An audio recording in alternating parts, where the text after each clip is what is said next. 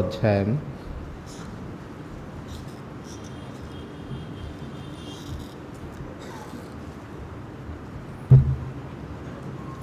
మొదటి 14 వచనాలు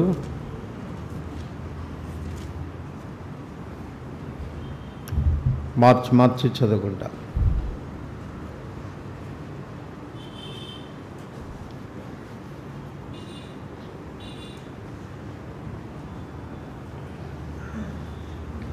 నిర్గమకాండం 26వ అధ్యాయం మొదటి 14 వచనాలు మార్చి అవుతాం. మరియు నీవు 10 తెరలతో ఒక మందిరమును చేయవలెను. నీల ధూమ్ర రక్తవర్ణములు గల పేనిన సన్నపు నారుతో వాటిని చిత్రకారుని పని అయిన కెరూబులు గల వాటినిగా చేయవలెను.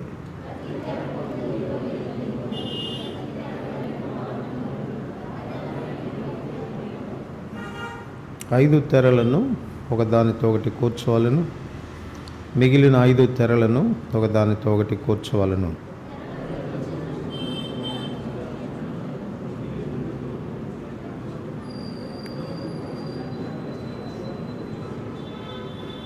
ఒక తెరలో 50 కొలుకులను చేసి ఆ కొలుకులు ఒకదానినొకటి తగులుకున్నట్లు ఆ రెండవ కూర్పు నందలి తెర అంచున 50 కొలుకులను చేయవలను.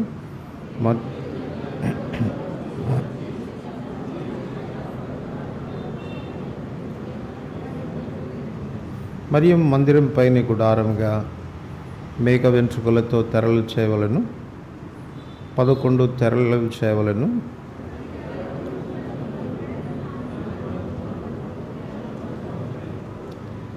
అయితే తెరలను ఒకటిగాను 6 తెరలను ఒకటిగాను ఒకదానికొకటి కూర్చోవలను. 6వ తెరను గుడారపు ఎదుటి భాగమున మడవవలెను.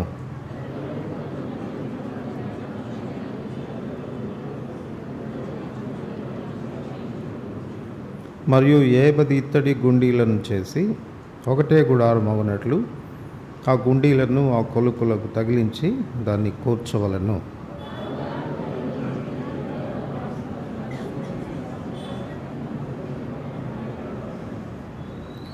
మరియు గుడారపు తెరల పొడుగులో మిగిలినది ఈ ప్రక్కను ఒక మూరయు ఆ ప్రక్కను ఒక మూరయు మందిరమును కప్పుటకు ఈ ప్రక్కను ఆ ప్రక్కను దాని ప్రక్కల మీద వేలాడవలెను.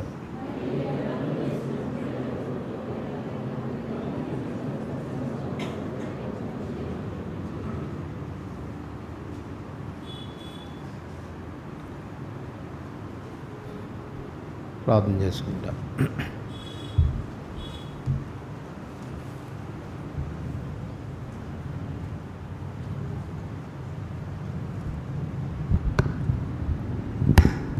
ప్రేమ కలిగిన పరలోకమందున మా తండ్రి, కృప కలిగిన దేవా, యేసు ప్రభువారి శ్రేష్టమైన పరిశుద్ధమైన నామమున రాత్రి వేళ మరొకసారి మీ పాద సాన్నిధ్యంలో కనపడడానికే మీరు ఇస్తున్న ఆధిక్యతను బట్టి వందములు.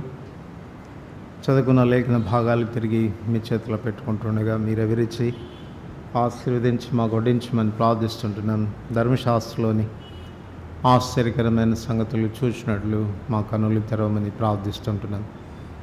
నేనైతే కేవలం నిష్ప్రయోజకమైన దాసుడను. మీరు నన్ను ఖాళీ చేసి మరుగు చేసి మీ వాక్కు చేత నింపి మీ ఆత్మ చేత అభిషేకించి వాడుకుంటే కానీ నేనేమి చేయచాలనని నా నిస్సహాయ స్థితిని తెలియచేసుకుంటూ మీ పైన ఆధారపడుతూ ఉంటున్నాను. కూడి వచ్చిన ప్రజలు వారి ఆత్మీయ స్థితిగతులు, వారి అవసరతలు, అక్కర్లు ఎరిగిన దేవ, వారి అక్కరి కొలది మీ వాక్యాన్ని వారికి పంచిపెట్టుము. సత్యవాక్యమును సరిగా విభజించువాని గాను సరళమైన విధానములు, అందరికీ అర్థమైన విధానంలో బోధించుటకును నాకు కావలసిన జ్ఞానమును మీ ఆత్మ నింపుదలను అనుగ్రహించమని కోరుతూ ఉంటున్నాను. నిమిత్తం మరొకసారి మీ సింహాసనం చెంతకు వస్తూ ఉంటుండగా సహాయం కొరకై, సమయోచితమైన సహాయం కొరకై మీ చెంతకు వస్తుంటుండగా కృప చూపమని యేసు ప్రభు నామమున వందనములతో ప్రార్థిస్తున్నాం తండ్రి.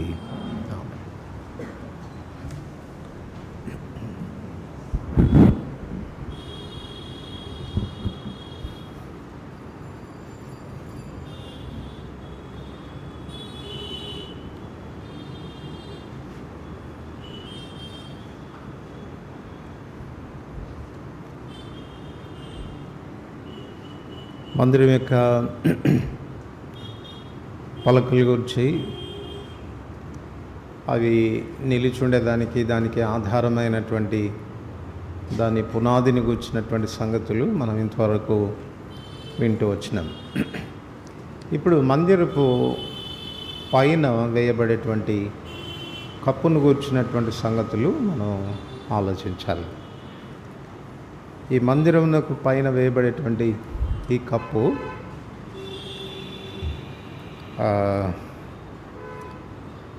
4 తెరలుగా ఉన్నట్టుగా మనకు కనపడుతుంది.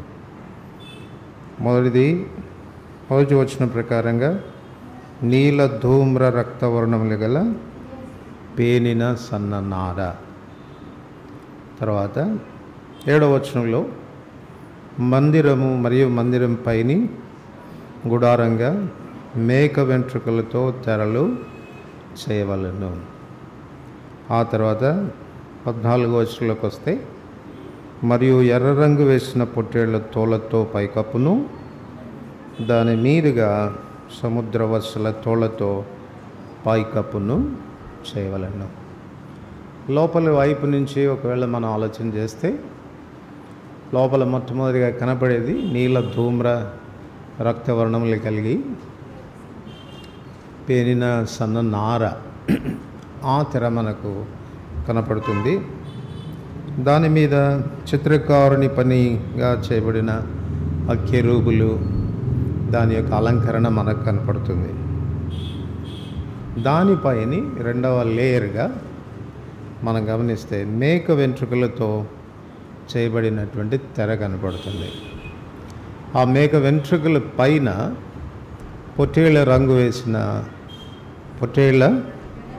ఎర్ర రంగు వేసిన పొట్టేళ్ల తోళ్లతో చేయబడినటువంటి ఆ తెర కనపడుతుంది. దానిపైన సముద్ర వత్సల తోళ్లతో చేయబడిన తెర కనపడుతుంది. కనుక ఈ 4 కలిపి ప్రత్యక్ష గుడారానికి ఈ పై కప్పుగా ఉంచబడుతున్నాయి. కనుక ఈ 4 తెరల కప్పు కలిగినటువంటి ప్రత్యక్ష గుడారము అని మనం చెప్పవచ్చు. సరే, ఇప్పుడు మనం లోపల నుంచి ముందుగా ప్రారంభించలేం కాబట్టి బయట నుంచి మనం లోపలికి వెళ్ళాల్సి ఉంటుంది. బయట నుంచి ఒకవేళ లోపలికి వెళ్తే ఆర్డర్ ఆఫ్ సీక్వెన్స్లో ఏది ఫస్ట్ వస్తుంది? సముద్ర వత్సల తోళ్ళు. సముద్ర వత్సల తోళ్ళ కింద ఎర్ర రంగు వేసిన పొట్టేళ్ల తోళ్ళు, దాని క్రింద మేక వెంట్రుకలు, దాని క్రింద సన్ననార. కనుక ఈ 4 కూడాను మన రక్షకుడైన యేసుక్రీస్తు ప్రభువారిని గురించిన సంగతులే మనకు బోధిస్తాయి. మొట్టమొదటిగా మనం ఆలోచన చేస్తే ఈ సముద్ర వత్సల తోళ్ళు ఎందుకు మన ప్రభువుకు అవి సూచనగా ఉన్నాయి అని మనం చెప్పుకుంటే, మొట్టమొదటిగా బైబిల్ గ్రంథంలో ఇక్కడ తర్వాత ఒకే ఒక పర్యాయం మరొక చోట సముద్ర వత్సల తోళ్లను గురించి రాయబడింది. చూడండి, ఎహెజ్కేలు గ్రంథం 16వ అధ్యాయం. ఎహెజ్కేలు గ్రంథం 16వ అధ్యాయం 10వ వచనం. ఎహెజ్కేలు గ్రంథం 16వ అధ్యాయం 10వ వచనం. విచిత్రమైన కుట్టు పని చేసిన వస్త్రం నీకు ధరింపచేసి తిని, సన్నమైన ఎర్రని చర్మంతో చేయబడిన పాదరక్షలు నీకు తొడిగించి తిని. మనకు తెలుగులో ఎర్రని పాదరక్షలు అని చెప్పబడింది. ఇంగ్లీష్ బైబిల్లో బ్యాడ్జర్ స్కిన్ అని వాడబడింది, అంటే సముద్ర వత్సల తోళ్ళు అని వాడబడింది.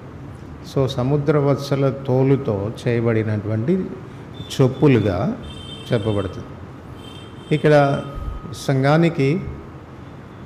సంఘాన్ని అలంకరించేటువంటి విషయంలో ప్రభు దానికి ఏమేమి ప్రసాదిస్తూ వచ్చాడు అన్న విషయాల్ని వివరిస్తూ, దాని అలంకరణ కొరకు, దాని మహిమ కొరకు దానికి తొడిగించిన చెప్పులు దేనితో తయారు చేయబడ్డాయో అనేది చూపించబడుతుంది. చెప్పులకు వాడబడేటువంటి చర్మం అనేది దేన్ని మనం తెలియచేసుకోవచ్చు చెప్పండి?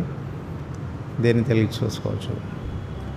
దానిలో మనకు కనపడే దీనత్వాన్ని సూచిస్తుంది. ఒకవేళ మనం ఇంకొక మాటలో చెప్పుకోవాలంటే పాద సేవ కొరకు వాడబడుతున్నటువంటి చర్మం. యోహాను సువార్త 13వ అధ్యాయంలో యేసుప్రభువు వారు ఆ పని చేసి చూపించాడు కదా. మీరు నన్ను బోధకుడు, గురువు అని అంటారు, కానీ మీరు నన్ను బోధకుడు, గురువు అని పిలిచేటువంటి నేనే ఈ పని చేస్తే, ఏ పని? మీ కాళ్ళు కడిగితే, మీ పాద సేవ చేస్తే మీరు కూడా ఒకరినొకరు ఆ రీతిగా చేయవలసిందే. ప్రత్యక్ష గుడారానికి ఉన్నటువంటి ఈ కప్పు ఆ గుడారం యొక్క ప్రొటెక్షన్ కొరకు, భద్రత కొరకు వాడబడుతున్నటువంటిది. అది యేసుక్రీస్తు ప్రభువారు మనకు కప్పుగా చేయబడ్డానికి, మనకు ఆశ్రయంగా చేయబడ్డానికి, అరణ్య యాత్రలో ఉన్నటువంటి మనకు భద్రతగా ఉండడానికి ఆయన తను తగ్గించుకోవాల్సినటువంటి అవసరత ఏర్పడింది. ఫిలిప్పీ 2వ అధ్యాయం 5-8 వచనాలు మనందరికీ బాగా తెలుసు. క్రీస్తు యేసుకు కలిగిన ఈ మనస్సు మీరును కలిగి ఉండుడి.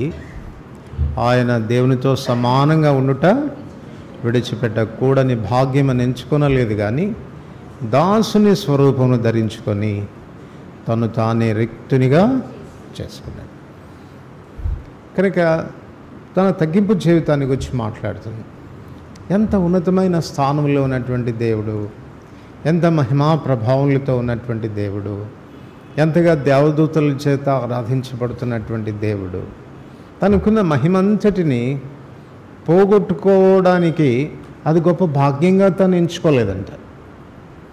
అంటే నీకు నాకు ఆశ్రయంగా తను మారడానికి, దేవుని యొక్క ఉగ్రత నుండి మనల్ని కాపాడడానికి, మనల్ని సంరక్షించడానికి, ఆయన మనకు కప్పుగా, నీడగా, ఆశ్రయంగా ఉండడానికి తనకున్న మహిమంతా కూడా అది భాగ్యంగా ఎంచుకోలేదు. అమ్మో, ఇంత భాగ్యాన్ని నేను అలా పోగొట్టుకోవాలి అని అనుకోలేదు. వాటన్నిటినీ కూడా వదులుకొని తాను రిక్తునిగా చేసుకొని ఒక దాసునిగా తను తగ్గించుకొని లోకానికి వచ్చిన ఆయన జీవితాన్ని గురించి అది మాట్లాడుతుంది. ఒకవేళ ప్రభువే ఆ రీతిగా తను తగ్గించుకొని ఉండకపోతే, తన స్థానాన్ని తాను తగ్గించుకొని ఉండకపోతే ఈనాడు మనకు నిజమైన ఆశ్రయం అనేది దొరికేది కాదు. దైవోగ్రత నుండి మనం కాపాడబడేదానికి ఏమాత్రము వీలుండేది కాదు. కనుక ఈ సముద్ర వత్సల తోళ్ళు మన ప్రభు మన రక్షణ కొరకు తను తగ్గించుకున్న జీవితాన్ని గురించి మాట్లాడుతున్నాయి. మనకు ఆయన ఒక సేవకుడుగా, ఒక దాసుడిగా మనకు పరిచర్య చేయడానికి ఆయన ఎలా వచ్చాడు అన్న విషయం అది మనకు జ్ఞాపకం చేస్తుంది. అందుకే ప్రభు స్వయంగా చెప్తాడు కదా, మత్తయి సువార్త 20:28 వచనములో, నేను పరిచారం చేయించుకొనుటకు రాలేదు, కానీ అనేకుల ప్రతిగా నా ప్రాణం ఇచ్చుటకు, వారి ప్రాణ క్రయధనముగా నా ప్రాణం అర్పించడానికి నేను వచ్చానని ప్రభు చెప్పాడు. కనుక ఇది ఆయనలోకి మనకు కనపడేటువంటి తగ్గింపు జీవితాన్ని గురించి మాట్లాడుతుంది. రెండవది, ఈ సముద్ర వత్సల తోళ్లకు ఉన్నటువంటి మరొక లక్షణం ఏంటి అని అంటే, ఎటువంటి వాతావరణాన్నైనా అది తట్టుకొని నిలబడగలిగేటువంటి ఆ శక్తి, సామర్థ్యం దానికి ఉంది. ఎటువంటి పరిస్థితులైనా, ప్రాముఖ్యంగా అరణ్యంలో వారికి వచ్చేటువంటి తుఫానులు కానివ్వండి, ఇసుక తుఫానులు కానివ్వండి, లేక తీక్షణమైనటువంటి సూర్యరశ్మి యొక్క ఎండ వేడిమి కానివ్వండి, వీటన్నిటి నుంచి కాపాడేదానికి ఎటువంటి వాతావరణమైనా, అది చల్ల వాతావరణమైనా లేక వేడి వాతావరణమైనా, ఎటువంటి పరిస్థితులైనా అది తట్టుకోగలిగేటువంటి శక్తి ఆ శరీరానికి ఉంది. ఇది మన రక్షకుడైన యేసుక్రీస్తు ప్రభువారు మన నిమిత్తం తాను భరించిన దేవుని యొక్క తీక్షణమైన ఉగ్రత, మన నిమిత్తం ఆయన భరించిన దేవుని తీర్పును గురించి మనతో మాట్లాడుతుంది. దేవుని వాక్యంలో ఈ మాటలు మనం చూడవచ్చు. చూడండి, కీర్తన గ్రంథం 32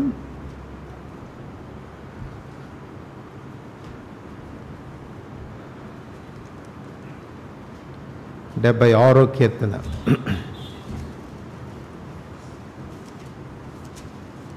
76వ కీర్తన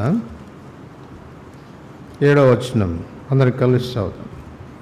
నీవే భయంకరుడవు, నీవు కోపపడు వేళ నీ సన్నిధిని నిలవగలవాడెవడు. దేవుని యొక్క కోపం ఎలా ఉంటుందంట? తీక్షణమైన ఎండ వేడిమి లాంటిది. మలాకి 4లో కూడా మనం అదే చదువుతాం. నీతి సూర్యుడు ఉదయించినప్పుడు ఏం జరుగుతుందంట? మనకైతే అది ఆశ్రయంగా ఉంటుంది, రెక్కల నీడలాగా ఉంటుంది మనకు.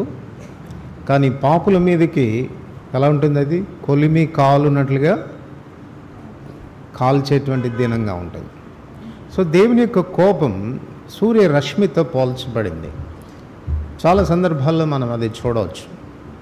ఉదాహరణకు పరమగీతంలో 1వ అధ్యాయం 6వ వచనంలో షూలమ్మితి అంటది, నేను నల్లని దానినని మీరు నన్ను చిన్న చూపులు చూడకూడి, ఎందుకు?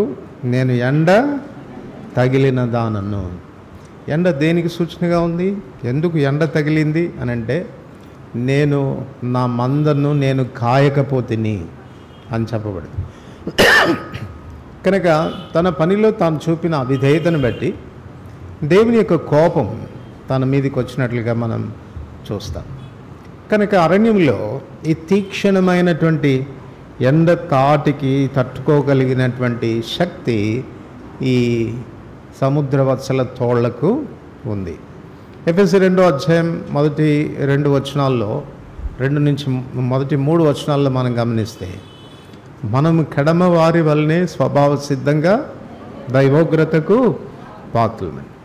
దేవుడు ఒకవేళ ఉగ్రత చూపిస్తే, దేవుడు ఒక కోపపడితే ఆయన సన్నిధిలో నిలవగలిగినటువంటి వాడు ఎవడు కూడా లేడు.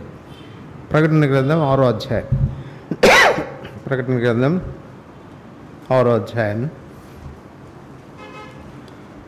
15, 16, 17 వచనాలు కలిసి ఉన్నాయి, చదువుతాం. భూరాజులను, ఘనులను, సహస్రాధిపతులను, ధనికులను, బలిష్ఠులను, ప్రతి దాసుడును, ప్రతి స్వతంత్రుడును కొండ గుహలలోను బండ సందులలోనూ దాక్కొని సింహాసనాసనుడైన వాని యొక్కయు గొర్రెపిల్ల యొక్కయు ఉగ్రత మహాదినం వచ్చెను, దానికి తాళ జాలిన వాడు. కనుక దేవుని యొక్క ఉగ్రత వస్తే, దేవునికి కోపం వస్తే ఆయన ఎదుట ఎవడు కూడా నిలబడలేడు. తట్టుకోగలిగిన వాడు ఎవడు కూడా, తాళజాలినటువంటి వాడు ఎవడు కూడా లేడు. ఆయన కోపం ఎంత ఉంటుంది అనడానికి దావీదు రాస్తూ ఒక మాట వాడతాడు, చూడండి. కీర్తనలు 18, 18వ కీర్తన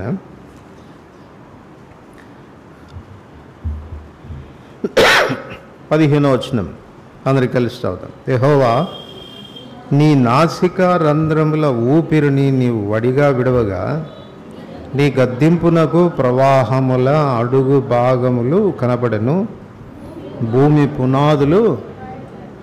నాసికా రంధ్రాల ఊపిరి అంటే ఆయన కోపం వచ్చినప్పుడు గట్టిగా ఊపిరి వదిలితేనే ఏం కనపడినాయంట?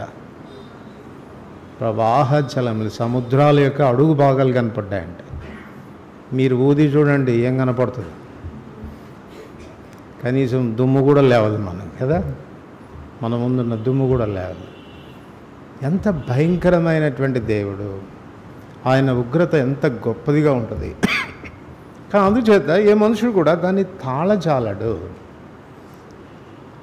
కేవలం దీనికి మాత్రమే ఆ శక్తి ఉంది. దేనికి?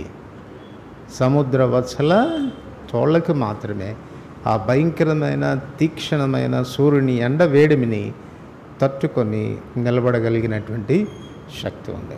అంతేకాదు, తరచుగా వచ్చేటువంటి వర్షాలు కానివ్వండి, తుఫానులను కానివ్వండి, దాన్ని కూడా తట్టుకోగలిగేటువంటి శక్తి దానికి ఉంది. వర్షము, తుఫాను అని చెప్తున్నప్పుడు ఇది దేవుని యొక్క తీర్పుల గురించి మాట్లాడుతుంది కదా. నోహ్ దినాల్లో లోకం మీదకి దేవుని తీర్పు జలప్రళయం ద్వారా వచ్చినట్లుగా మనం చూడగలం. జలప్రళయం ద్వారా వచ్చినట్టు చూడగలం. కనుక మన రక్షకుడైన యేసుక్రీస్తు ప్రభువారు ఆయన మనకు బదులుగా దేవుని ఉగ్రతను భరించిన వాడుగాను, మనకు బదులుగా దేవుని తీర్పును వహించినటువంటి వాడుగాను మనం ఆయన్ని చూడవచ్చు. యెషయా గ్రంథం 53వ అధ్యాయం 7వ వచనం. యెషయా గ్రంథం 53వ అధ్యాయం 7వ వచనం. అతడు దౌర్జన్యమునందెను, బాధింపబడినను అతడు నోరు తెరవలేదు. వదకు తేబడు గొర్రె పిల్లయు బొచ్చు కత్తిరించు వాని ఎదుట గొర్రెయు మౌనంగా ఉండునట్లు అతడు నోరు తెరవలేదు. 8వ వచనం. అన్యాయపు తీర్పు నొందిన వాడై అతడు కొనిపోబడెను, అతడు నా జనుల అతిక్రమములను బట్టి మొత్తబడెను కదా. కనుక ఆ న్యాయపు తీర్పు నొందినటువంటి వాడు, వాస్తవానికి ఆ తీర్పు ఆయన మీదకి రాకూడదు. ఇన్స్టెడ్ ఆఫ్ అస్, మనకు బదులుగా ఆయన తీర్పును భరించాడు. కాబట్టి ఆ రీతిగా నిజంగా దేవుని యొక్క ఉగ్రతను, దేవుని యొక్క తీర్పును మన పక్షంగా వహించినటువంటి వాడుగా ఆయన కనపడుతున్నాడు. కనుక ఈ వెలుపలికి కనబడే ఈ సూర్యుని యొక్క తీవ్రమైన తాపం కానీ, లేక ఈ తుఫానులు కానీ, వీటి తాకిడికి తట్టుకొని నిలబడగలిగినట్టుది కేవలం అది సముద్రవత్సల తోళ్ళు మాత్రమే. అది మన ప్రభువు బాగా ఎరుగును. ఆయన ఉగ్రతను మనం సహించలేమని, ఆయన తీర్పును మనం తట్టుకొని నిలబడలేమన్న సంగతి ఎరుగును గనక తన సొంత కుమారుడైన యేసుక్రీస్తు ప్రభువారిని మనకు ప్రత్యామ్నాయంగా మన దోష శిక్ష భరించడానికి, మనకు బదులుగా తీర్పు భరించడానికి తన కుమారుడైన యేసు ప్రభువారిని తండ్రి అయిన దేవుడు పంపినట్టుగా మనం చూడవచ్చు. సో వీటిని బట్టి నిశ్చయంగా ఆయన సముద్రవత్సల తోళ్లతో పోల్చుకోదగినటువంటి జీవితంగా కనపడుతుంది. ఈ రీతిగా ఈ వెలపల వచ్చేటువంటి తీక్షణమైన సూర్యరశ్మి తాకిడికి, వెలపల నుంచి కలిగేటువంటి తుఫానులకు, ఆ తాకిడికి అది ఎప్పుడు కూడా గురి అవుతుంటుంది. కాబట్టి అందుచేత దానిలో స్వరూపం అనేది సరిగా ఉండదు, సౌందర్యం అనేది సరిగా ఉండదు. వాస్తవానికి సముద్రవత్సల తోళ్ళు చూడ్డానికి చాలా అసహ్యంగా కనపడతాయి. వాటిలో ఏ సౌందర్యం అనేది కనపడదు. కనుక యేసుక్రీస్తు ప్రభువారు ఆయన గురించి చెప్పబడిన మాట 52వ అధ్యాయం, యెషయా గ్రంథం 52వ అధ్యాయం 14వ వచనం. నిన్ను చూచి ఏ మనిషి రూపం కంటే అతని ముఖ రూపమును, నరరూపం కంటే అతని రూపమును చాలా వికారమని చాలామంది ఎలాగూ విస్మయం పొందిరు. కనుక యేసుక్రీస్తు ప్రభువారు ఆయన ఎంత వికారంగా మన కొరకు చేయబడాల్సి వచ్చిందంటే, మన తీర్పును ఆయన భరించినప్పుడు దేవుని యొక్క ఉగ్రత మన మీదికి రావాల్సిన దేవుని ఉగ్రత తన మీదికి వచ్చినప్పుడు కనపడిన దృశ్యం ఇక్కడ మనకు కనపడుతుంది. 53వ అధ్యాయంలో 53వ అధ్యాయం 2 నుంచి 4 వచనాలు కలిసి చదువుతాం. లేత మొక్కవలెను, ఎండిన భూమిలో మొలిచిన మొక్కవలను అతడు ఆయన ఎదుట పెరిగెను. అతనికి స్వరూపమైనను సొగసైనను లేదు. మనం అతన్ని చూచి అపేక్షించినట్లుగా అతని యందు స్వరూపం లేదు. అతడు తృణీకరింపబడిన వాడును, ఆయన మనుషుల వలన విసర్జింపబడిన వాడును, వ్యసనాక్రాంతుడుగాను వ్యాధిని అనుభవించిన వాడుగాను మనుషులు చూడనొల్లని వాడుగా ఉండను. అతడు తృణీకరింపబడిన వాడు గనక మనం అతని ఎన్నిక చేయకపోతేమి. కనుక ఆయనలో ఏ స్వరూపమైన సొగసైన కనపడలేదు. కనుక మనుషులు ఏం చేశారంటే చెప్పండి, ఆయనను తృణీకరించారు, ఆయనను విసర్జించారు. వాళ్ళు ఏమనుకున్నారంట, దేవుడు ఈయనను బాగా మొత్తాడు, దేవుని చేత శిక్షకు పాత్రుడయ్యాడు అన్నటువంటి విషయాన్ని చూచారు. ఈ దినాన్ని కూడా లోకం యేసుక్రీస్తు ప్రభువారిని చూచినప్పుడు యేసుప్రభువారి చెంతకు వారు ఆకర్షించబడకపోవటానికి కారణం ఏంటంటే అతనిలో స్వరూపమైన సొగసైన కనపడదు. ఆ శిల్వ దృశ్యాన్ని చూస్తే ఒకసారి ఒక వ్యక్తికి నేను స్వార్థ చెప్తా ఉంటే ఆ సహోదరి ఏమనిందో తెలుసండి, మీరేంటండి యేసుప్రభు దేవుడు దేవుడు దేవుడు అంటారు, ఏం దేవుడు అండి ఆయనను అట్లా సిలువ వేస్తూ ఉంటే, ఆయన మీద ఉమ్మి వేస్తూ ఉంటే, ఆయనను కొడతా ఉంటే హామ్ ఫట్ అంటే అయిపోద్ది కదా, అందరు చచ్చిపోతారు కదా, మహాత్యం కలిగినటువంటి దేవుడు అయితే అట్లా చేసి ఉండొచ్చు కదా ఆయనను సిలువ వేస్తూ ఉంటే అంత మనుషుల చేత నిస్సహాయంగా సిలువ వేయబడి ఆ సిలువకి ఎక్కినటువంటి వాడు దేవుడు అంటారు ఏంటండి, ఆయనలో ఏం మహాత్యం ఉంది అని. వాస్తవమే. లోకరీతిగా ఆలోచన చేసినప్పుడు ఆయన నిస్సహాయుడే, చేతగాని వాడుగా, బలహీనుడుగా, చూడనల్లని వాడుగా, అపేక్షించేదానికి ఏ సారూప్యత తనలో కనపడలేదు. కారణం ఏంటంటే తన మీదికి వచ్చినటువంటి దేవుని తీర్పు, ఆ తీర్పును బట్టి తన మీదకి వచ్చిన దేవుని శిక్ష లోకం చూస్తుంది.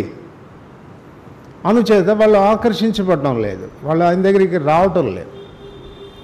ప్రభుకు స్తోత్రం. మనం దేన్ని చూస్తాం?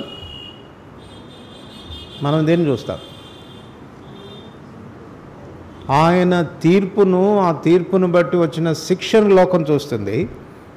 కానీ మనం దేన్ని చూస్తాం చెప్పండి? ఆయన ఎందుకు ఆ తీర్పు పొందాడు, ఎందు నిమిత్తం ఆ శిక్ష అనుభవించాడన్న రీజన్ మనం చూస్తాం, కారణం మనం చూస్తాం. ఆ కారణం చూడాలంటే మన కన్నులు ఈ సముద్ర వర్షల తోళ్లలో నుండి కాస్త దూసుకొని పోయి తర్వాత లేరుని చూడాలా. ఏ లేరు అది? ఎర్ర రంగు వేసిన పొట్టేళ్ల తోళ్ళు. సో అందుచేత క్రీస్తును గూర్చినటువంటి ఆ దర్శనం కలగాలి అనంటే, వాస్తవానికి ఆయన నీ జీవితానికి ఆకర్షణీయమైన వ్యక్తిగా కనబడాలంటే, ఆయనను గూర్చిన ప్రేమలో నువ్వు పడాలంటే, ఆ కనులు నీకు వస్తే కానీ, ఆ దర్శనం నీకు కలిగితే కానీ, ఆ వెలిగింపు కలిగితే కానీ మనం ఆయనని ఎరగలేం. ఇదేనా ఎందుకు మనం అంత ప్రేమిస్తాం ఆయన్ని అనంటే, ఆ రీజన్ చూసాం మనం.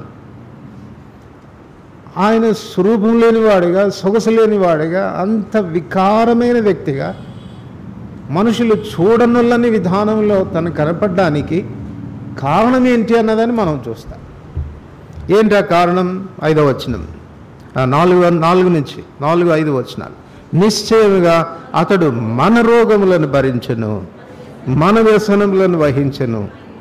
ఆయనను మొత్తబడిన వానిగాను, దేవుని వలన బాధింపబడిన వానిగాను, శ్రమ నొందిన వానిగాను మనం అతని ఎంచితిమి. మన అతిక్రమ క్రియలను బట్టి అతడు గాయపరచబడను, మన దోషములను బట్టి నలగొట్టబడను, మన సమాధానార్థమైన శిక్ష అతని మీద పడను. పొందిన దెబ్బల చేత 6వ వచనం, మనమందరం గొర్రెల వలె త్రోతపోయితిమి, మనలో ప్రతి వాడు తనకిష్టమైన త్రోవ తొలగెను, యెహోవా మన అందరి దోషము. ఇది రీజన్.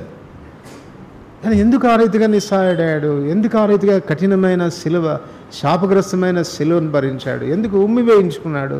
ఎందుకు వెంట్రుకలు పెరిగించుకున్నాడు? ఎందుకు ముళ్ళ కీటాన్ని పెట్టించుకున్నాడు? ఎందుకు దేహమంతా గాయపరచబడింది?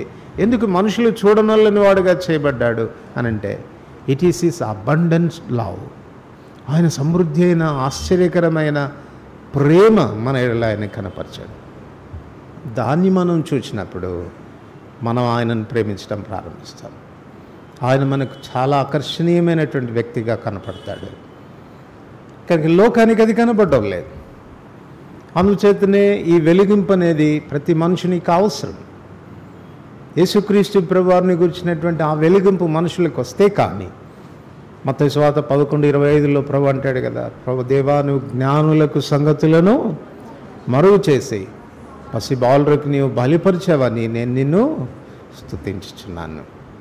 కనుక యేసుక్రీస్తు ప్రభువారిని గురించినటువంటి వెలిగింపు, ఆయన శిలువ మరణాన్ని గురించినటువంటి వెలిగింపు ఒక వ్యక్తికి కలిగితే కానీ ఆయనను ప్రేమించడం సాధ్యపడేటువంటి విషయం కాదు. సో మానవులమైన మనం స్వభావ సిద్ధంగా దైవోగ్రతకు పాత్రలమై దేవుని చేత శిక్షించబడవలసిన వారంగా ఉండగా, మనమైతే ఆయన ఉగ్రతను భరించలేమని, మనం ఆయన ఉగ్రత ఎదుట నిలబడచాలమని, దానిని తాళచాలమని ఎరిగినటువంటి దేవుడు దానిని తట్టుకోగలిగిన తన కుమారుడైన యేసుక్రీస్తు ప్రభువారిని మన కొరకు లోకానికి పంపించాడు. పాత నిబంధన కాలంలో కూడా మనం చూస్తాం, నోహు దినాల్లో దేవుని తీర్పు వచ్చినప్పుడు ఓడల్లో ఉన్నటువంటి వాళ్ళంతా కూడా చాలా క్షేమంగా, భద్రతగా, నిమ్మళంగా వారు ఉండగలిగినారు. కానీ తుఫాను యొక్క తాకిడి, వరదల యొక్క తాకిడి, దాని దెబ్బలన్నీ తిన్నది ఎవరు? ఓడ తినింది. కానీ ఆ రీతిగా మనకు ఆయన ఒక ఆశ్రయంగా మారడానికి, దైవోగ్రత నుండి మనల్ని తప్పించడానికి ఆయన మాత్రమే దాన్ని తాళచలగలిగినటువంటి వాడైనాడు. అందుచేతనే ఆయన మన నిమిత్తం చనిపోవడం మాత్రమే కాక మృతుల్లో నుండి ఆయన తిరిగి లేవగలిగాడు ప్రభావంతో తాను. అందుకే రోమా 1:7 అపోస్తలుడైన పౌలు రాస్తాడు. ఏమని చదవండి ఆ మాట. రోమిలికి రాసిన పత్రిక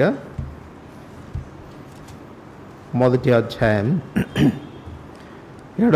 మధ్య భాగంలో నేను చదువుతాను చూడండి. యేసుక్రీస్తు శరీరమును బట్టి దావీదు సంతానముగాను మృతుల్లో నుండి పునరుత్థానుడైనందున పరిశుద్ధమైన ఆత్మను బట్టి దేవుని కుమారుడుగాను ప్రభావంతో నిరూపింపబడెను. He was proved. ప్రభావంతో. ఆయన నిజంగా ప్రభావం గలవాడు, శక్తి గలవాడు, మరణాన్ని కూడా తట్టుకోగలిగిన వాడు. అపోస్తలుడైన పౌలు అపోస్తల కార్యములు 2వ ఈ మాట మనం చదువుతాం చూడండి. అపోస్తల కార్యములు 2వ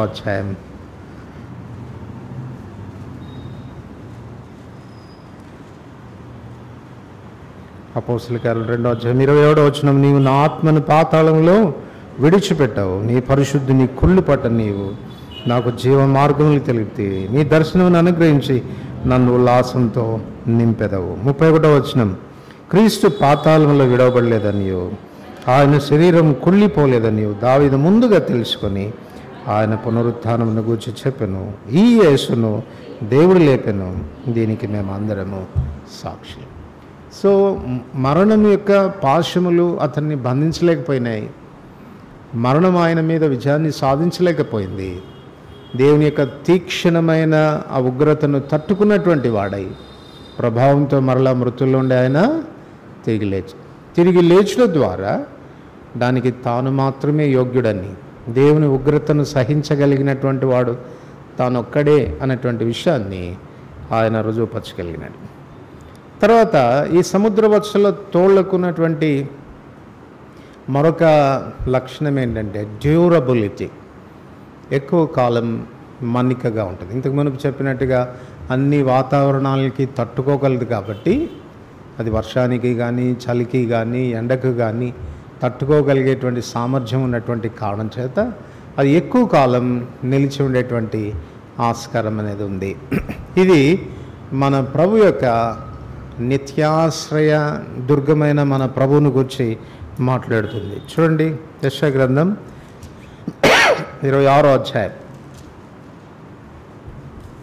యెషయా గ్రంథం 26 4 యెషయా గ్రంథం 26 4 అందరికీ తెలుసు. యెహోవా యెహోవాయే నిత్యాశ్రయ దుర్గం, యుగ యుగములు యెహోవాను నమ్ముకునండి. ఒకవేళ ఈ కప్పు క్రిందికి నువ్వు రాగలిగితే, ఏ కప్పు క్రిందికి? సముద్ర వత్సల తోళ్లతో చేయబడినటువంటి ఈ కప్పు క్రిందికి, ఈ ఆశ్రయం క్రిందికి ఒకవేళ నువ్వు రాగలిగితే ఇది శాశ్వతము ఉండేటువంటి ఆశ్రయం. అది అందుకే ఆయన మనకు నిత్యాశ్రయమైన దుర్గంగా ఉంటాడు. 90వ కీర్తన 1 ప్రభువా తరతరముల నుండి మాకు నివాస స్థలము నీవే. కనుక ఆయన తరతరాలు ఉండేటువంటి వాడు, యుగ యుగాలు ఉండేటువంటి వాడు. అంచేత ఆయనను ఆశ్రయించినప్పుడు ఆయన చెంతకు మనం ఒకవేళ రాగలిగితే అది మనకు నిత్యాశ్రయ దుర్గం అవుతుంది. కనుక ఈ లక్షణాలు కలిగినటువంటి ఈ సముద్ర వత్సల తోళ్ళు మన రక్షకుడైన యేసుక్రీస్తు ప్రభువారితో మనం పోల్చుకోవటానికి ఎంతో సుముఖంగా మనకు కనపడుతున్నాయి. మొదటిదేంటి చెప్పండి? మొదటిదేంటి? ఏమని చెప్పుకున్నాం? మొదటి సముద్ర వత్సల తోళ్ళు చెప్పులకు ఉపయోగించబడ్డాయని కదా, సంఘానికి అవసరమైనటువంటి పాదరక్షల కొరకు వాడబడింది. సంఘానికి ఆయన చేసే పాద సేవను గురించి అది మాట్లాడుతుంది. కనుక ఆయనలో కనపడుతున్న దీనత్వం, ఆయన మనకు రక్షకుడు అవడానికి, ఆయన మనకు గుడారం అవడానికి, ఆశ్రయ దుర్గంగా మనకు అవటానికి తను ఎంత తగ్గించుకోవాల్సి వచ్చిందో అన్నది మనకు తెలియజేస్తుంది.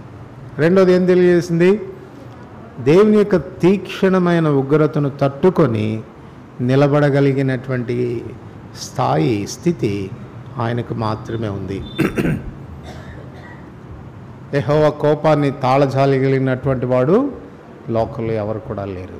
అందుకే యేసుక్రీస్తు ప్రభువారు తాను మాత్రమే దేవుని యొక్క తీర్పును, దేవుని యొక్క శిక్షను మన కొరకు భరించిన వాడైనాడు. కనుక లోకమేమో ఆ తీర్పు వల్ల తనకు కలిగినటువంటి వికారమైన స్వరూపాన్ని, తన నిస్సహాయ స్థితిని చూచి ఆయన చెంతకు ఆకర్షించబడదు. మనమైతే దేనికి బట్టి ఆకర్షించబడతాం? ఆ రీజన్, ఎందు నిమిత్తం ఆయన ఆ రీతిగా వికార రూపిగా చేయబడ్డాడన్న దాన్ని బట్టి మనం ఆశ్చర్యపడతాం. నేషో చెప్తూ ఉంటుంది ఒక కథ. ఇప్పుడు ఒక చిన్న పిల్ల ఉండేదంటే, ఆ పిల్ల స్కూల్లో చదువుతున్నప్పుడు తన క్లాస్మేట్స్ అంతా అంటుండేవాళ్ళంట, ఏంటి మీ అమ్మ అంత వికారంగా ఉంటుంది, అసలు ఏమి చూడటానికి బాగుండదే, మా అమ్మ వాళ్ళు చూడు ఎంత చక్కగా ఉన్నారో, అందంగా ఉన్నారో, మీ అమ్మ ఏంటి అంత వికారంగా ఉంటుంది అని అంటే, ఈ పిల్ల సంగతి తెలియక తన తల్లి దగ్గరికి వచ్చి ఎప్పుడు చీ కొడతా ఉండేదంట, ఈసడించుకుంటూ ఉండేది. ఆ చుట్టుపక్కల ఉన్నటువంటి వాళ్ళు ఒక దినాన ఈ పిల్ల తల్లిని నిరాకరించి మాట్లాడడం, తృణీకరించి మాట్లాడడం చూచి ఒక దినాన ఒక పెద్ద మనిషి కూర్చోబెట్టుకొని తనతో చెప్పిందంట, అమ్మ నీ తల్లి అట్లాగా చేయబడ్డానికి, అంత వికార రూపంలోనికి రావడానికి కారణం ఏంటో తెలుసా నీకు అని అంటే, నాకు తెలియదండి, నువ్వు చిన్నపిల్లగా ఉన్నప్పుడు మీ ఇంటికి ఫైర్ యాక్సిడెంట్ జరిగింది. ఫైర్ యాక్సిడెంట్ జరిగినప్పుడు ఎవరు కూడా లోపలికి వెళ్ళడానికి సాహసించలేదు.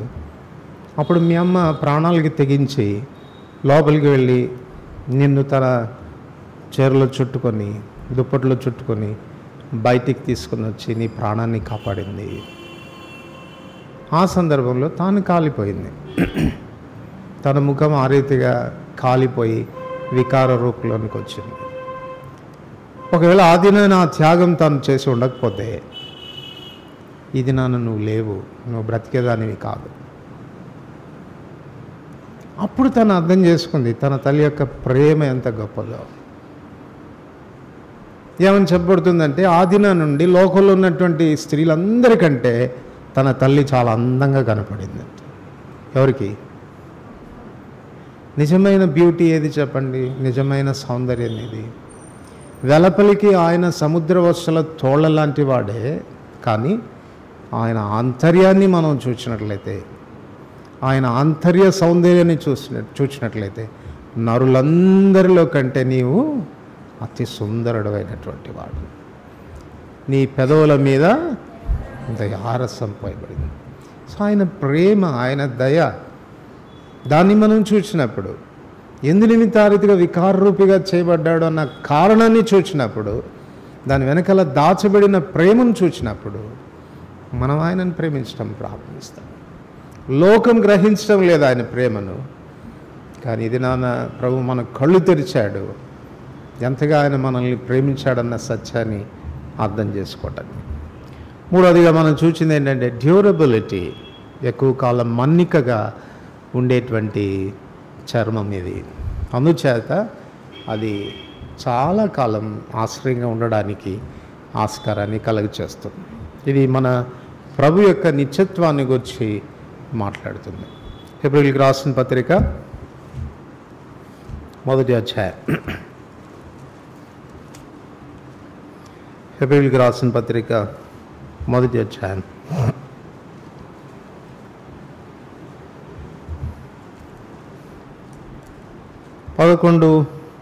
10 నుంచి చదివితే మంచిది. 10 నుంచి 13 వచనాల వరకు కలిసి చదువుతాను. ప్రభువా, నీవు ఆదియందు భూమికి పునాది వేస్తేవి, ఆకాశములు కూడా నీ చేతి పనిలే, అవి నశించును కానీ నీవు నిలిచి ఉందువు. అవన్నీ వస్త్రము వలె పాతగిలును, ఉత్తరేయం వలె వాటిని మడిచివేదువు. అవి వస్త్రం వలె మార్చబడును కానీ నీవు ఏకరీతిగానే ఉన్నావు. నీ సంవత్సరములు తరగవు, అని చెప్తున్నాడు. చాలు. కనుక దేవుడు తాను కలుగజేసిన భూమి, ఆకాశం ఇవన్నీ కూడా ఒక దినాన్ని గతించిపోతాయి, కానీ ఆయన అన్నాడు కూడా గతించనటువంటి వాడు, ఆయన సంవత్సరాలు ఏమాత్రము తరగవు. నిత్యుడైనటువంటి వాడు, నిత్యుడైనటువంటి ఆ ప్రభువు మనకు ఆశ్రయంగా ఉండడం, నిత్యాశ్రయ దుర్గంగా ఉండడం అనేది ఎంత క్షేమకరమైన విషయం. అందుచేత ఈ ఆశ్రయంలో నీకు చేరినటువంటి వాడు నిత్య రక్షణకు కారణమవుతాడు. నీ రక్షణ నిత్యమైనది, ఇటర్నల్ సాల్వేషన్. కారణం ఏంటంటే నిత్యాశ్రయ దుర్గమైనటువంటి ప్రభు చెంతకు నీవు ఎన్నడూ గతించిపోని, నశించిపోని, క్షయమైపోనటువంటి నిత్యాశ్రయమైనటువంటి దుర్గులోనికి మనం ప్రవేశించాం. ఇందును బట్టి మన ప్రభుని మనం స్తుతించవలసినటువంటి వారంగా ఉన్నాం. కనుక అంత మాత్రమే కాదు, ఆ ఆశ్రయంగా ఉన్నటువంటి ఆ సముద్ర వత్సల తోళ్ళు, ఆ పైకప్పు, దానిని ఆశ్రయించడం ద్వారా, ఆ నీడను మనం ఉండటం ద్వారా ఎంత గొప్ప ఆశీర్వాదాలు ఉన్నాయనేది బైబిల్ గ్రంథంలో మనం గమనిస్తే లెక్కకు మించినవిగా మనకు కనపడతాయి. ఉదాహరణకు కొన్ని విషయాలు మనం చూస్తాం. చూడండి, మత్తయి సువార్త 23వ అధ్యాయం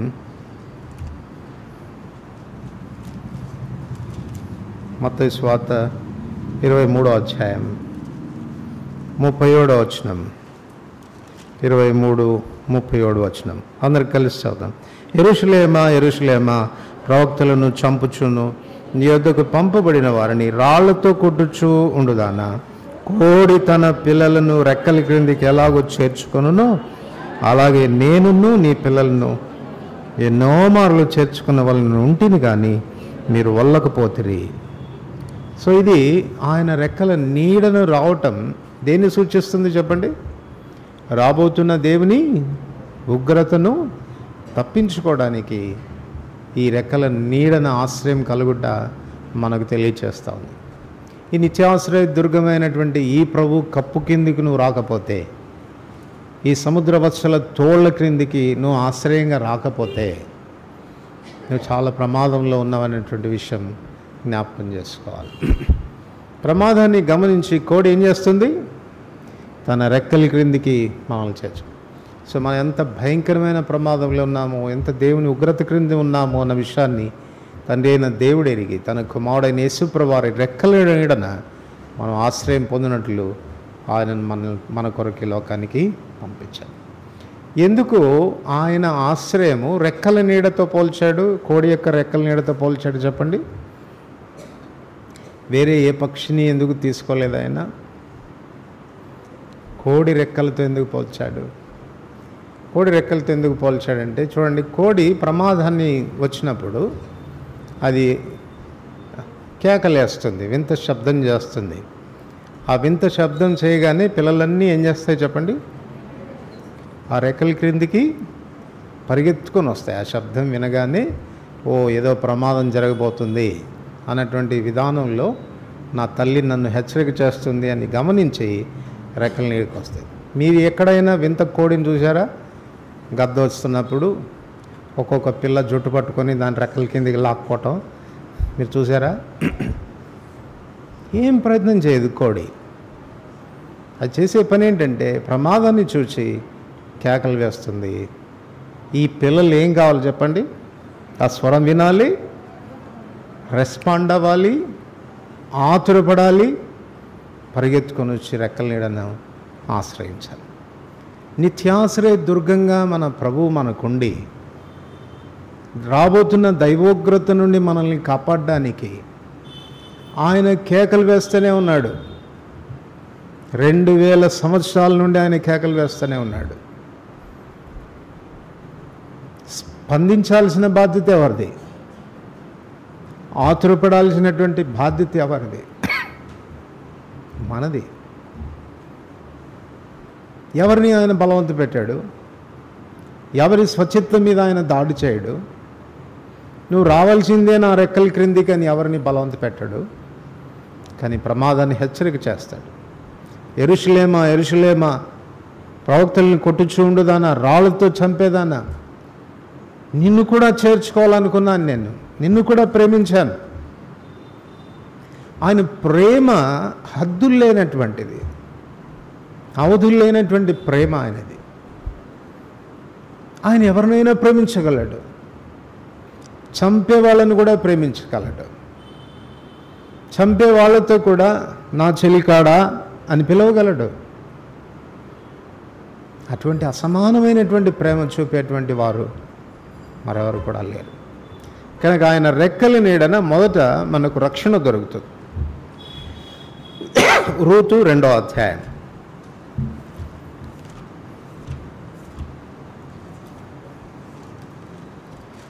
రూతు 2వ అధ్యాయం 12వ వచనం అందరు కలిసి చదువుతాం. యెహోవా నువ్వు చేసిన దానికి ప్రతిఫలం ఇచ్చును, ఇశ్రాయేలు దేవుడైన యెహోవా రెక్కల క్రింద సురక్షితంగా ఉండునట్లు నీవు వచ్చితివి, ఆయన నీకు సంపూర్ణమైన బహుమానం ఇచ్చునని ఆమెకు ఉత్తరం ఇచ్చింది.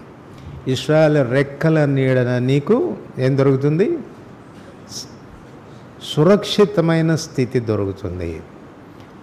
సురక్షితమైన స్థితి లేకపోవడానికి కారణం ఏమిటి? వాళ్ళకి సురక్షితమైన స్థితి ఆ దినాల్లో వాళ్ళకి లేకపోవడానికి కారణం ఏంటి? వారికి కలిగిన కరువు కదా. ఇప్పుడు బోయాజ్ ఏమంటున్నాడంటే, నువ్వు ఇశ్రాయేలు రెక్కల నీడను వచ్చావు. చూడండి, హోషేయ గ్రంథంలో కూడా 14వ అధ్యాయం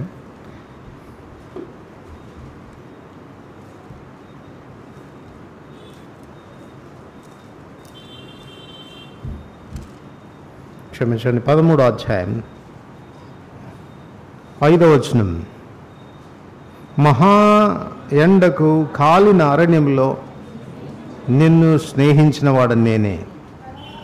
6వ వచనం. తర్వాత వారికి మేత దొరకగా వారు తిని తృప్తి పొందిరి, చాలు. ఇంగ్లీష్ బైబిల్ ఎట్లా ఉందనంటే మహా ఎండకు కాలిన ప్రదేశం అని లేదు. ఎవరి దగ్గర ఇంగ్లీష్ బైబిల్ ఉంటే చదవండి, ఏముంది?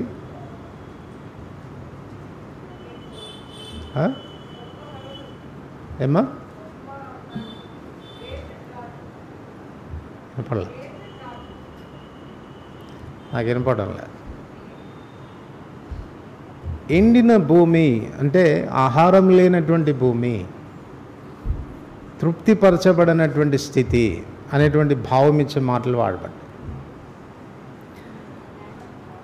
ద ల్యాండ్ ఆఫ్ డ్రాట్ అంటే గ్రేట్ డ్రాట్ అంటే అర్థం ఏంటి? గొప్ప కరువు కదా. అట్లాంటి చోట నిన్ను స్నేహించిన వాడని నేను, ఆ ఎండలో నిన్ను ఆదుకున్న వాడిని నేను, నీకు ఆశ్రయంగా నీడగా ఉన్నటువంటి వాడని నేను, అంటే నిన్ను తృప్తిపరిచేవాడిని నేను అన్నట్టు. అదే రూతుకు వస్తున్నటువంటి భావన. నయోమి ఎందుకు వెళ్ళిపోయింది? కరువు కలిగిన కారణం చేత వెళ్ళిపోయింది. తనకు సంరక్షణ మోయాబులో దొరుకుతుంది అనుకుంది. కానీ ఇప్పుడు తిరిగి వచ్చిన తర్వాత బోయజ్ ఏమంటున్నాడు? ఇశ్రాయేలు రెక్కల నీడన నువ్వు ఆశ్రయం పొందడానికి వచ్చావు కనుక నువ్వు సురక్షితంగా ఉంటావు, అంటే నీకు తృప్తి కలుగుతుంది. కనుక ప్రభు రెక్కల నీడన మనకు కలిగేటువంటి మరొక విషయం ఏంటంటే సంతృప్తితో కూడిన జీవితం, కంటెంట్ లైఫ్ దొరుకుతుంది. ఎందుకంటే అక్కడ మనకు పోషణ ఉంటుంది. ఆయన రెక్కల నీడన మనకు పోషణ ఉంటుంది. యోహాను సువార్త 6వ అధ్యాయంలో నా శరీరం తిని నా రక్తం త్రాగితేనే కానీ మీలో మీరు జీవం గలవారు కారు అని అంటే, అప్పటి నుంచి ఇది చాలా కఠినమైన మాట అని అనేకులు ఆయన వదిలిపెట్టి వెళ్ళిపోతూ ఉంటే తన శిష్యులతో ఈ మాట అంటాడు, మీరును వెళ్ళిపోవాలని ఉన్నారా అని అంటే ఏమన్నారు చెప్పండి? ప్రభా, ఈ ఆశ్రయాన్ని వదిలిపెట్టి ఎక్కడికి పోగలం? నీవే నిత్య జీవపు మాటలు కలిగిన మనుషుడు రొట్టె వలన మాత్రం కాదు కానీ దేవుని నోటి నుండి వచ్చి ప్రతి మాట వలన జీవిస్తాడు. ఆయన రెక్కల నీడన మనకు సంతృప్తి దొరుకుతుంది. ఆయన రెక్కల నీడన మనకు సమృద్ధి ఉంటుంది. తర్వాత హోషేయ గ్రంథం 14వ అధ్యాయం, హోషేయ గ్రంథం 14వ అధ్యాయం 7వ వచనం. హోషేయ గ్రంథం 14వ అధ్యాయం 7వ వచనం. అతని నీడ యందు నివసించువారు మరలి వత్తురు, ధాన్యము వలె వారు తిరిగి మొలుతురు. ధాన్యము వలె వారు తిరిగి మొలుతురు. ఇంగ్లీష్ బైబిల్ అయితే దే రివైవ్ అనేటువంటి మాట వాడబడింది. దే రివైవ్ అని అంటే అర్థం ఏంటి? వారు మరలా బ్రతుకుదురు అని అర్థం. సో ఆయన రెక్కల నీడలో మనకేముంటుంది? జీవం ఉంటుంది. ఆత్మీయమైనటువంటి జీవం అనేది సమృద్ధిగా మనకుంటుంది. ఒకవేళ ఆయనే మనకు ఆశ్రయంగా ఉండకపోతే ఆ ఎండకు మనం ఏమైపోతాం? సన్ స్ట్రోక్ వచ్చేస్తుంది. అర్థమైందా? చచ్చిపోయే ఆస్కారాలు కూడా ఉంది. వేసవికాలం మొన్న ఒక ఆయన, నిన్ననే అనుకుంటాను, ఒక ఆయన్ని కలిస్తే, అన్న సమ్మర్ బాగానే దాటుకొని వచ్చావు అన్నాను. సమ్మర్ బాగానే దాటుకొచ్చావు అంటే అర్థమైంది అంటే గత 3 సంవత్సరాలుగా నేను గమనిస్తున్నాను, వేసవి రాగానే అయిపోతాడేమో అన్నట్టు ఉంటాడు. పడక మీద పడుకొని వాంతులు, విరోచనాలు. ఆయన చూస్తే నిజంగా అయిపోతాడు, ఇక ఉండడు, 10 రోజులు ఉంటాడేమో అన్నట్టు ఉంటాడు. 3 సంవత్సరాల నుంచి గమనిస్తున్నాను, వేసవిలో అట్లా ఉంటాడు, మళ్ళీ రివైవ్ అయిపోతాడు. మళ్ళీ ఈ సంవత్సరం కూడా అట్టగానే చాలా తీవ్రమైన వ్యాధికి గురయ్యాడు, మళ్ళీ రివైవ్ అయ్యాడు. ఆయనకు అర్థం కాలేదు సమ్మర్ అంటే ఏంటన్నా అంటున్నాడు. నాకు తెలియదు సమ్మర్ అంటే ఏంటంటే, ఎండకు తట్టుకొని నిలబడ్డావుగా అని అంటే, నిజమేనన్నా, దేవుని కృప అన్న అంటున్నాడు. మన జీవం ఆ నీడ మీద ఆధారపడింది. ఆ సముద్రవత్సల తోళ్ళు ఆ తీక్షణమైన ఎండవేడిమిని అవి తీసుకొని ఆ నీడ క్రింద మనకు చల్లదనాన్ని ఇచ్చి జీవంతో మనం ఉండేటట్టుగా అవి చేస్తాం. 15వ వచనం, 5వ వచనం అందరికి కలిసి చదువుతాం. 5వ వచనం, చెట్టునకు మంచు ఉన్నట్లు నేను అతనికి ఉండును, తామర పుష్పం పెరుగునట్లు అతడు అభివృద్ధి. అలాంటి భయంకరమైన తీక్షణమైన వేడిమిలో ఆయన ఎట్లుంటాడంట? మనకు ఎట్లుంటాడు? చెట్టునకు మంచు ఉన్నట్టు చల్లగా ఉంటాడు. ఆయన రెక్కల నీడని ఎట్లా ఉంటుంది? మనకు చల్లదనం. ఆత్మీయంగా మనం ఎదిగేదానికి, ఆత్మీయంగా వృద్ధి పొందేదానికి, స్పిరిచువల్ గ్రోత్ అనేది ఎక్కడుంటుంది? ఆయన రెక్కల నీడనే ఉంటుంది. మనకు అవసరమైనటువంటి పోషణ, మన అభివృద్ధికి కారణమైన వాడుగా ఉంటాడు. అదే వచనంలో క్రిందికి వస్తే, లెబానోను పర్వతము దాని వేళ్ళు తన్నునట్లు వారు తమ వేళ్ళు, పర్వతం యొక్క వేళ్ళు ఎక్కడికి ఉంటాయి? ఎందుకు పర్వతాలు స్థిరంగా ఉంటాయి?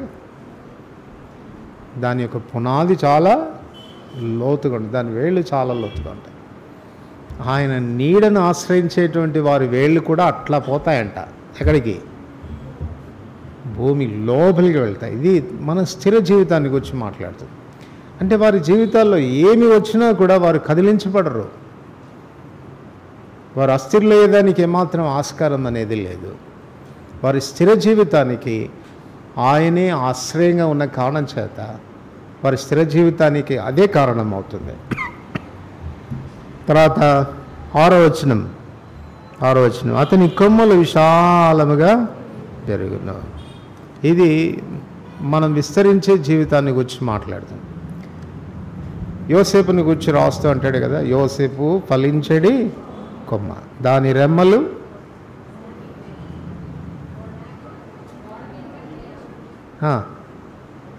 గోడ మీదకి ఎక్కి డాష్ నాకు పెడుతున్నారా? దాని గోడ మీదకి ఎక్కి వ్యాపిస్తాయి కదా. వ్యాపించబడడం, విస్తరించడం. కనుక మన వృద్ధి, మనం విస్తరించడం అనేది కూడా దేని మీద ఆధారపడింది? ఆయనే నీకు నీడగా ఉండకపోతే, ఆ సముద్ర వత్సల తోళ్ళు ఆ తీక్షణమైన వేడిమి నుండి నిన్ను కాపాడకపోతే, నీవు వృద్ధి పొందడం కానీ నీ విస్తరణ కానీ సాధ్యపడేది కాదు.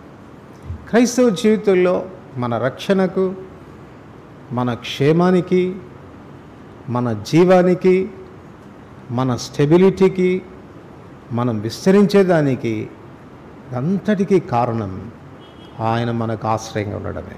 ఇంకా ఏం రాస్తారు చూడండి, 6వ వచనం, అతని కొమ్మలు విశాలంగా పెరుగును, ఒలీవ చెట్టునకు కలిగినంత ఒలీవ చెట్టునకు కలిగిన సౌందర్యం.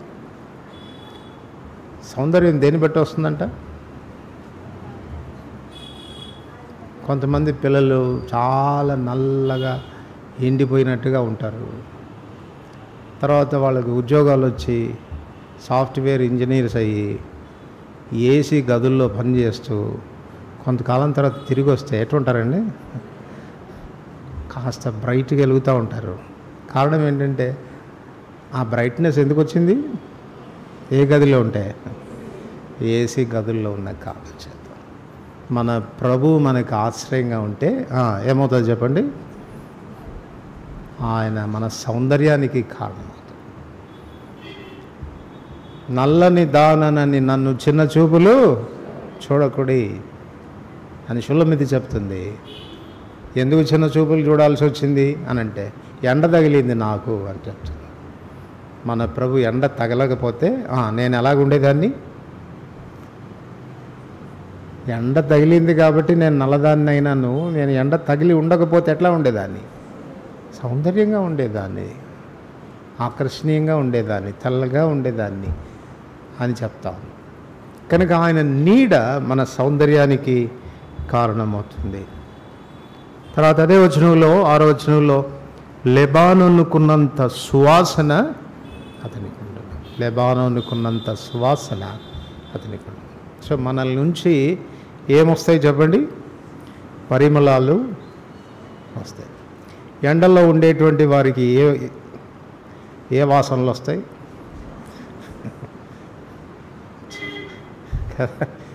ఎక్కువసేపు ఎండలో ఉన్నటువంటి వాళ్ళ పక్కన కూర్చుంటే మనం చాలా ఇబ్బంది పడాల్సి వస్తుంది. ఎందుకంటే వాళ్ళ నుంచి వచ్చే దుర్గంధం. కానీ ఆయన నీడను ఆశ్రయిస్తే ఏమొస్తుందంటే చెప్పండి? మనలో నుంచి పరిమళాలు. పరిమళాలు అని చెప్తే అర్థం ఏంటి?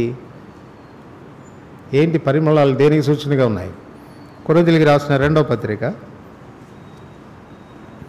2వ అధ్యాయం 14వ వచనం, మా ద్వారా ప్రతి స్థలమందును క్రీస్తును గూర్చిన జ్ఞానము యొక్క సువాసన. క్రీస్తును గూర్చిన జ్ఞానము యొక్క సువాసన అంటే దాని అర్థం ఏంటి? ఏమొస్తుంది మనకు? ఆయన నీడనుంటే జ్ఞానం వస్తుంది. అంటే ఇంకో మాటలో చెప్పుకోవాలంటే ఆయన నీడను ఉండడం అంటే ఆయనతో కలిసి సంసారం చేయటమే. ఆయనతో మనం, మనతో ఆయన సహవాసం చేయటం. ఎవరిని కూర్చైనా మనం నేర్చుకోవాలంటే ఏం చేయాలి?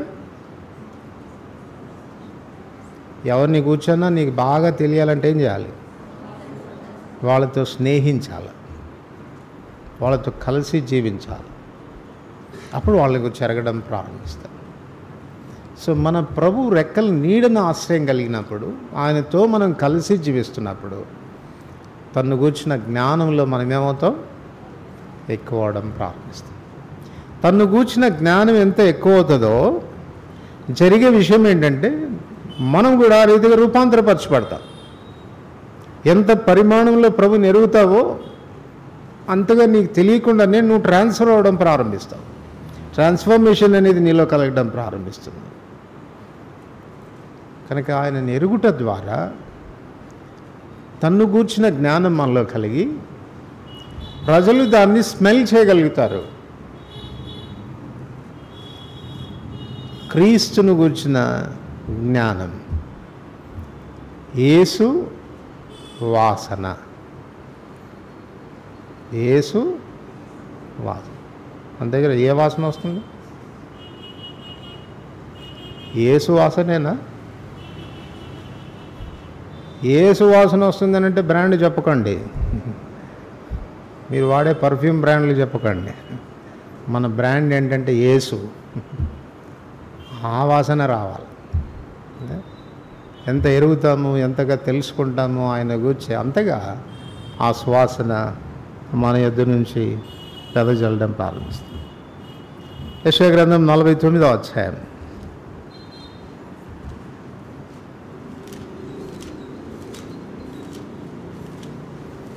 యెషయా గ్రంథం 49వ అధ్యాయం 2వ వచనం, నా నోరు వాడిగల ఖడ్గంగా ఆయన చేసి ఉన్నాడు, తన చేతి నీడలో నన్ను, చేతి నీడలో దాచిపెట్టి ఏం చేస్తాడంట?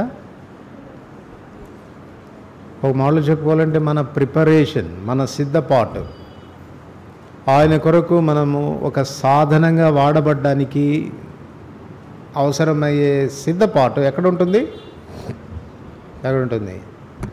ఆయన చేతి నీడల్లో. మనం ఆయన నీడల్లో ఉన్నప్పుడు ప్రభు మనల్ని ఏం చేస్తాడు చెప్పండి?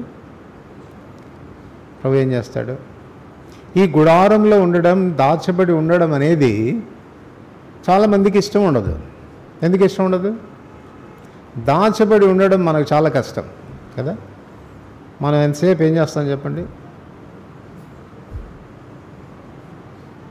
ఏం చేస్తాం? కనపరుచుకునేటువంటి లక్షణం మనలో ఎక్కువగా ఉంటుంది.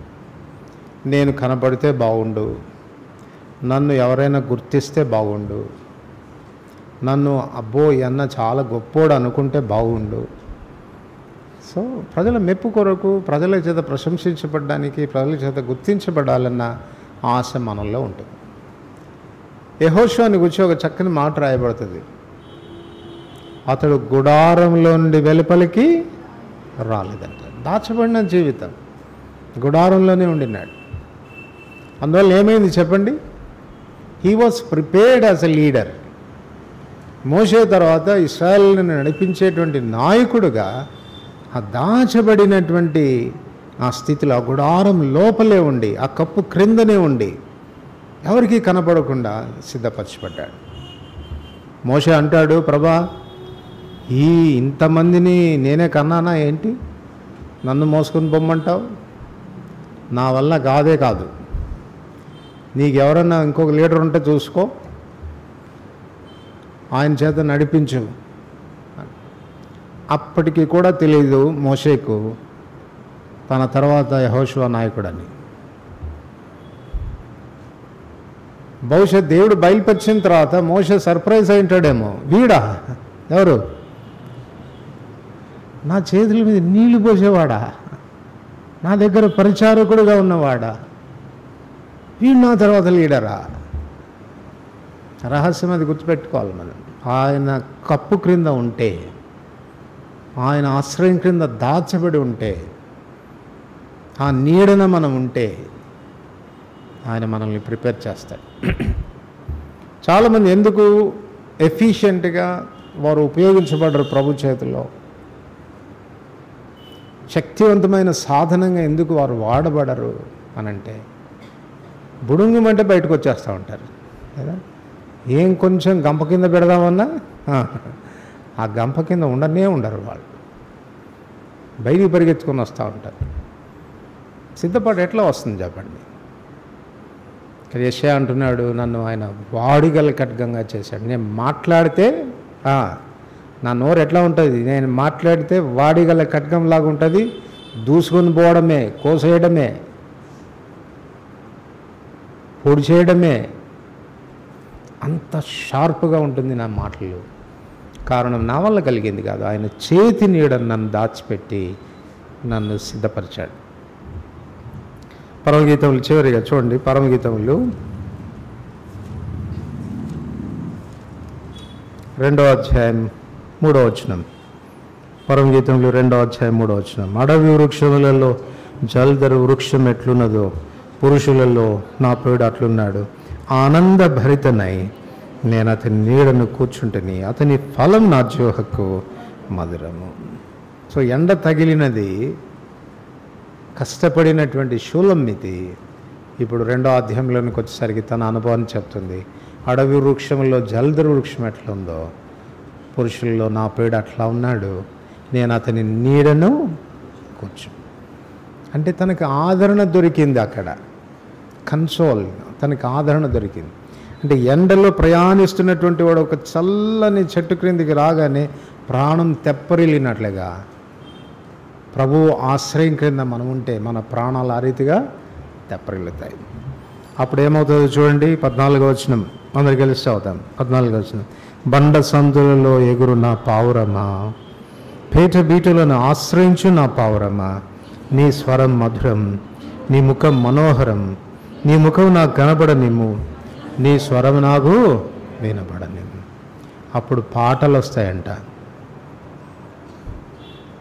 దేవుడి యొక్క ఆదరణ మనం అనుభవిస్తున్నప్పుడు, ఆ కొండ పేటు బీటులను మనం ఆశ్రయించినప్పుడు మనకు రక్షణ కలిగితే మాత్రమే కాదు, అక్కడ మనం ప్రభు చేత ఆదరించబడతాం. ఆ సంతోషంతో మనకేమొస్తాయి చెప్పండి? పాటలు వస్తాయి. ఆ పాటలు కూడా ఎంత రమ్యంగా ఉంటాయంటే, ప్రభు అంటాడు, ఆపేస్తావే, ఇంకా కాసేపు పాడరాదా? నీ స్వరం నాకు చాలా మధురంగా ఉంది, నీ ముఖం చాలా మనోహరంగా కనపడతా ఉంది, పాడు ఇంకా పాటలు అని అంటాడు. కనుక అలాంటి అనుభవం అనేది ఆయనలో దాచబడి ఉండటం ద్వారా కలిగేటువంటి ఆశీర్వాదాలు. కనుక కేవలం దైవోగ్రత నుండి మనల్ని తప్పించడం మాత్రమే కాదు, ఆ భయంకరమైన దేవుని కోపం యొక్క తీక్షణమైన అగ్నిని సహించడం మాత్రమే కాదు, ఆయన మన జీవితాలకు ఎంత ఆశీర్వాద కారణంగా ఉన్నాడో అన్నది ఈ వచనాలను బట్టి మనకు అర్థమవుతుంది. కానీ ఈ దినాన ఆ కప్పు క్రిందికి నీవు వచ్చావా? ఆయనను ఆశ్రయించావా? ఆ నీడను ఉన్నావా? ఆ నీడలోనే నిలిచి ఉన్నావా అన్నది మనం వేసుకోవాల్సినటువంటి ప్రశ్న.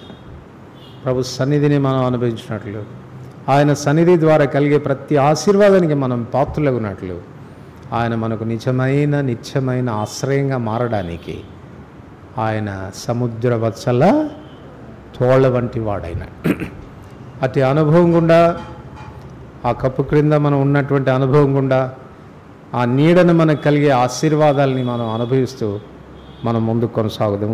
ప్రార్థన చేసుకుంటాం.